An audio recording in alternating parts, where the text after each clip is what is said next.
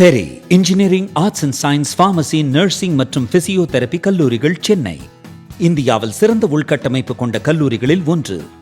100% வேலை வாய்ப்பினை உறுதி செய்யும் சாதனை. ஆயிரக்கணக்கான பிற கல்லூரி மாணவர்களுக்கும் வேலை தந்த பெருமை. பெரி, எங்கள் கண்களில் உங்கள் கனவுகள்.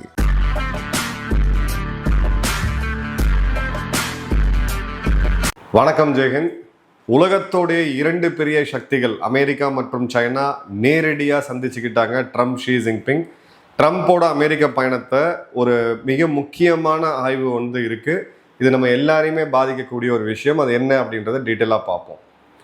முதல்ல ட்ரம்ப் போய் இறங்கும்போது இந்த போரில் ஒரு தீர்க்கமான வெற்றி இல்லாமல் போய் அங்கே இறங்குறாரு. ஸோ நெகோசியேஷனில் சைனாக்கு அங்கே ஒரு அப்பர் ஹேண்ட் இருந்ததை நம்ம பார்த்தோம். செகண்ட் ஷி ஜின்பிங் அமெரிக்கா வரல, ட்ரம்ப் தான் இங்கே பயணம் பண்ணியிருக்காரு. அப்படின்ற போது இந்த கிரிக்கெட்டில் ஹோம் கிரவுண்டட் அட்வான்டேஜ்னு சொல்லுவாங்க, அந்த அட்வான்டேஜ் சைனா கிட்ட இருந்துச்சு.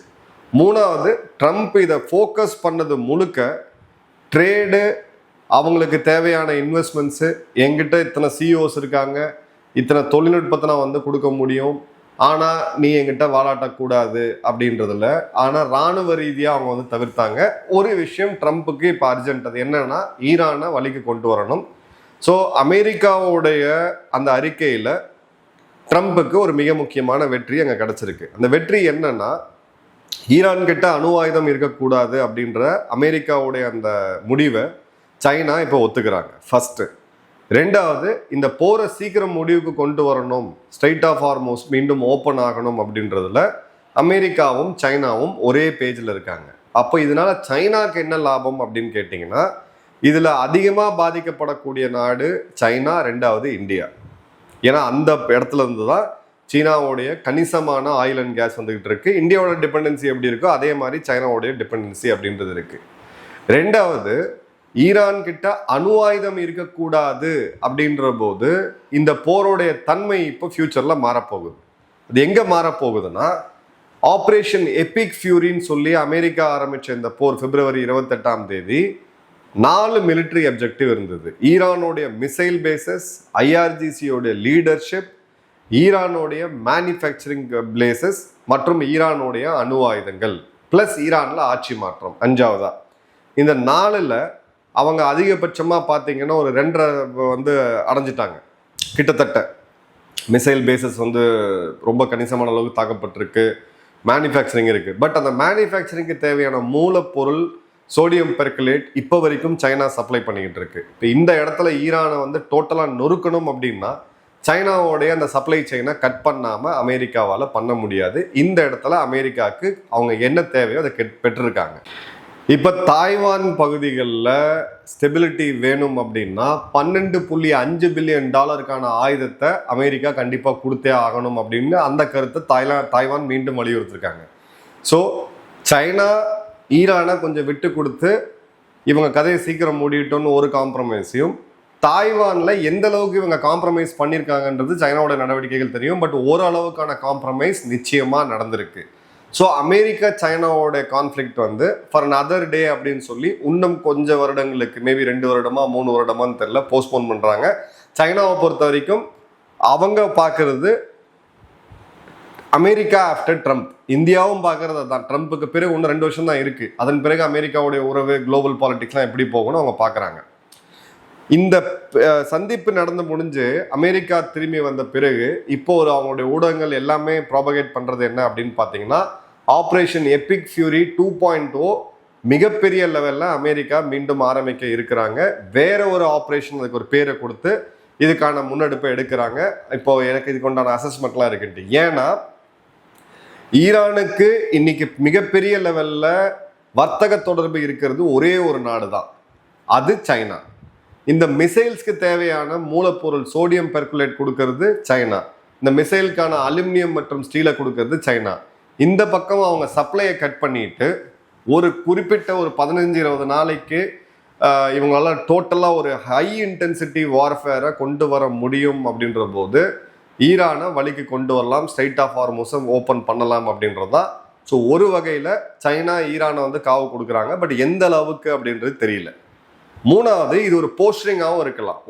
உன்னுடைய உற்ற நண்பன்கிட்ட நான் பேசி நான் சால்வ் பண்ணிட்டேன், அதாவது என்னுடைய எதிரி உன்னுடைய உற்ற நண்பன், பட் நான் எதிரி அப்புறமா பார்த்துக்கிறேன், நான் சால்வ் பண்ணிட்டேன், இப்போ நீ வந்து எங்கிட்ட பேச்சுவார்த்தைக்கு வரல, இந்த ஸ்ட்ரெய்ட் ஆஃப் ஹார்முஸ் ஓப்பன் பண்ணலை அப்படின்னா உன் மேலே நான் கடுமையான தாக்குதல் நடத்துவேன்ட்டு. இப்போ அந்த தாக்குதல் அப்படின்றது ஐஆர்ஜிசி, ஹயத்துல்லா அலி கமேனி அவர்கள் சொல்லி இந்த லீடர்ஷிப் இங்கெல்லாம் இல்லாமல் கிளியர் கட்டாக எங்கே நேரோடன் ஆயிருக்குன்னா, இந்த 2 பெரிய நாடுகளும் ஒத்துக்கிட்ட ஒரு புள்ளி, ஈரான் கிட்ட அணு ஆயுதம் இருக்கக்கூடாது.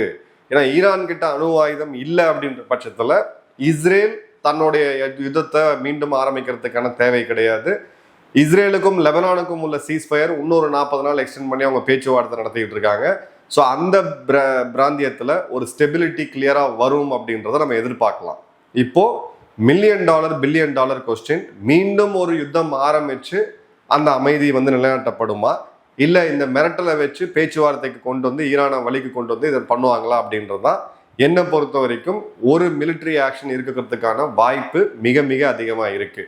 பிரதமர் அவர்கள் ஒர்க் ஃப்ரம் ஹோம் பற்றி சொன்னது, இப்போ டெல்லி அரசாங்கம் ஒர்க் ஃப்ரம் ஹோம் பண்ணது, பெட்ரோல் டீசல், இப்போ பெட்ரோல் டீசல் எடுத்தீங்க அப்படின்னா $3 விலை உயர்வு நம்ம பார்க்குறோம். இது ரொம்ப ரொம்ப மினிமல் 3% அப்படின்றது ஆக்சுவலாக இன்னைக்கு இருக்கக்கூடிய நிலைமையை பார்த்தீங்கன்னா ஒன்றுமே கிடையாது.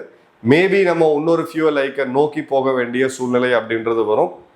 ஸோ 26 இயர் ஆஃப் ஸ்பெண்டிங்கா இல்லை இயர் ஆஃப் சேவிங்கா அப்படின்னு கேட்டிங்கன்னா என்னை பொறுத்த வரைக்கும் இது இயர் ஆஃப் சேவிங் அப்படின்றதா. ஏன்னா பிரதமர் நெதர்லாண்ட்ஸில் பேசினதை ஜஸ்ட் லைக் தட் நம்ம கடந்து போக முடியாது.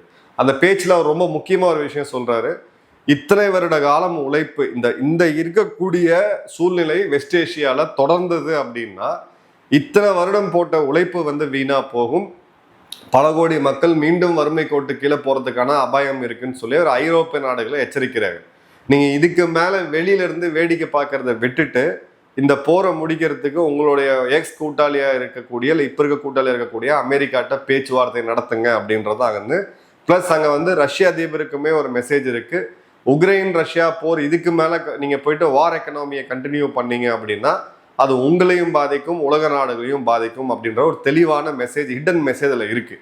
மேபி அடுத்த கம்யூனிகேஷன் நம்ம க்ளோஸாக அப்சர்வ் பண்ணி பார்க்கும்போது அவர் என்ன சொல்ல வராருன்றது தெரியும். இப்போ ஒருவேளை இவங்க மீண்டும் தாக்குதலை மீண்டும் தாக்குதலை துவங்கினாங்க அப்படின்னா இது வந்து இந்தியாவுக்கு மட்டும் இல்லை, உலகத்தில் இருக்கக்கூடிய எல்லா நாடுகளுக்குமே பிரச்சனையை கொடுக்கும். $25 பில்லியன் அதிகமான பணத்தை, கிட்டத்தட்ட ஒரு நாளைக்கு $1 பில்லியன் அதிகமான பணத்தை அமெரிக்கா வாரில் ஸ்பெண்ட் பண்ணியிருக்காங்க. அவங்களுடைய ரொம்ப ரொம்ப முக்கியமான விஷயம் அங்கே இருக்கக்கூடிய பெட்ரோல், அதோட விலை 52% உயர்ந்திருக்கு. அமெரிக்கா உலகத்தோடைய கச்சா எண்ணெய் கையிருப்பு அதிகமாக வச்சுட்டு இருக்கக்கூடிய நாட்டிலேயே 52% உயர்ந்திருக்கு. நம்ம இப்போ 3%க்கு வந்து மக்கள் இறங்கி சில பேர் கோவப்பட்டு இருக்காங்க, நிறைய தொழிலாளர்கள் போராட்டத்தை நோக்கி போவதெல்லாம் பார்க்க முடியுது. ஸோ அமெரிக்காவாலேயுமே இதை ரொம்ப நாள் சஸ்டெயின் பண்ண முடியாது. ஐ எம் சேயிங் ட்ரம்ப்பால் மட்டுமே இதை ரொம்ப நாள் சஸ்டெயின் பண்ண முடியாது. ஏன்னா இப்போ மே முடிவுக்கு நம்ம வந்துட்டோம். அடுத்த ஒரு 5 மாதங்களில் 4 மாதங்களில் தேர்தல் அங்கே நடக்கிறதுக்கு ஜூன் நவம்பரில். ஸோ இது ஒரு ஷார்ட் இன்டென்சிவான ஒரு ஃபேஸை நோக்கி போகுது அப்படின்றதான் என்னுடைய கணிப்பு. ஸோ இந்த போர் இன்னும் முடியலை. ஈரான் கணிசமான அளவுக்கு வீக்கன் ஆயிருக்கு, ஆனால் தோற்கடிக்கப்படலை. ஈரான் கிட்ட அணு ஆயுதம் அப்படின்றது இப்பவும் ஒரு மிகப்பெரிய கேள்வியாக இருக்குது. உலகத்தோடைய பொருளாதாரம் மிகப்பெரிய லெவலில் பாதிக்கப்பட்டிருக்கு. அதே மாதிரி பார்த்தீங்கன்னா இந்த இடத்துல சைனா வந்து பார்த்தீங்க அப்படின்னா ஒரு குவைட் வின்னராக இருக்கிறாங்க. ஏன்னா அந்த ரேர் எர்த் மினரல்ஸுக்கு தாய்வானையே காவு கொடுக்கக்கூடிய அளவுக்கு இப்போ அமெரிக்காவை அவங்க அழுத்தம் கொடுக்குறாங்க அப்படின்றத பார்க்குறோம். அமெரிக்காவுடைய மியூனிஷன்ஸ், அவங்களுடைய ஆயுதங்கள் இப்போ கணிசமான அளவுக்கு கம்மியாக இருக்குது. அதே மாதிரி பார்த்தீங்க அப்படின்னா இந்தியா இப்போ ரொம்ப ரொம்ப கேர்ஃபுல்லாக பார்க்க வேண்டிய நேரம். நம்மளுடைய பிரதமர் இப்போ ஒரு கிட்டத்தட்ட 8-10 நாடுகளுக்கு வெளியில் போயிருக்காரு, இன்னும் ஒரு 10-15 நாடுகளுக்கு போவாங்க. ஸோ மொத்த இந்தியாவோட ஃபோக்கஸுமே நம்மளுடைய ஐபிஎல், சினிமா, லோக்கல் அரசியல் எல்லாம் தண்டி வச்சுக்கிட்டு உலக அரசியலில் கவனம் செலுத்துறது நம்ம நாட்டில் இருக்கக்கூடிய எல்லாருக்குமே ரொம்ப ரொம்ப ரொம்ப இம்பார்ட்டண்ட்டு. ஏன்னா உலக அரசியல் தெரியாமல் நம்ம உள்ளூர் அரசியல் பார்க்கறது இருக்காது. ஏன்னா வேர்ல்டு அந்த அளவுக்கு பிளெண்டாக இருக்குது. இப்போது ஒரு மாநிலம், குறிப்பாக தமிழ்நாடு, கர்நாடகா, தெலுங்கானா, ஆந்திரா, மகாராஷ்டிரா, குஜராத், யூபி, இந்த 8 மாநிலங்கள் இருக்கக்கூடிய தொழிற்சாலைகள் முதலீடுகள் வெளியில் போகாமல் இருக்கிறதுக்கும் புது முதலீடுகளை உள்ளே கொண்டு வரத்துக்கும் கண்டிப்பாக ஃபோக்கஸ் பண்ண வேண்டிய டைம். இப்போ சமீபத்தில் நான் நாளேட்டில் படித்தது, பரந்தூரில் வரக்கூடிய அந்த விமான நிலையத்தோடைய ப்ராஜெக்டை ரிவ்யூ பண்ணுறாங்க, மறுவாய்க்கு பண்ணுறாங்கன்னு சொல்கிறாங்க. பட் ஒரு விஷயம் கிளியர், நீங்கள் தமிழ்நாட்டோடைய மாவட்ட வாரியான ஜிடிபி எடுத்தீங்கன்னா இருக்கிறதுலே அதிகமாக பார்த்தீங்கன்னா காஞ்சிபுரம் இருக்கும், திருவள்ளூர் இருக்கும். ஏன்னா அங்கே தான் நம்மளுடைய இண்டஸ்ட்ரியல் கிளஸ்டர் இருக்குது. இந்தியாவுடைய growth இன்ஜினில் ஒரு 4 சிலிண்டர் இன்ஜின் வச்சுக்கோங்க, அதில் இருக்கக்கூடிய ஒரு முக்கியமான சிலிண்டர் வந்து தமிழ்நாடு. அதில் இந்த 2 இண்டஸ்ட்ரியல் கிளஸ்டர்ஸ் ரொம்ப முக்கியம். நாம் இந்த இடத்துல ஒரு சர்வதேச விமான நிலையம் இல்லாமல் இதை நம்ம செயல்படுத்தணும் அப்படின்னு நினச்சோம்னா நம்ம ஸ்டேட்டு ஒரு $1 trillion எக்கனாமியா மாறணும் அப்படின்னு சொல்லி முன்னாள் முதல்வர் ஸ்டாலின் அவர்களும் சொன்னாரு. இப்ப இருக்கக்கூடிய முதல்வருக்கும் அந்த அம்பிஷன் இருக்கு. அதுல விமான நிலையம் இல்லாம கொண்டு போக முடியாது. ஏன்னா ஜியோ பொலிட்டிக்கலா ஒரு வல்னரபிலிட்டி இருக்கு அப்படின்னா இதுதான் பெஸ்ட் டைம் நீங்க முதலீடுகளை ஸ்டேட்ல எடுத்துட்டு வர்றதுக்கு. ஸோ அந்த இடத்துல சில முக்கியமான கிரிட்டிக்கலான டிசிஷன்ஸை உறுதியோட எடுக்கிறது ரொம்ப ரொம்ப ரொம்ப ரொம்ப அவசியம். என்ன நடக்குதுன்றது இன்னொரு டீட்டெயில் வீடியோல பார்ப்போம். நன்றி, வணக்கம், ஜெய்ஹிந்த்.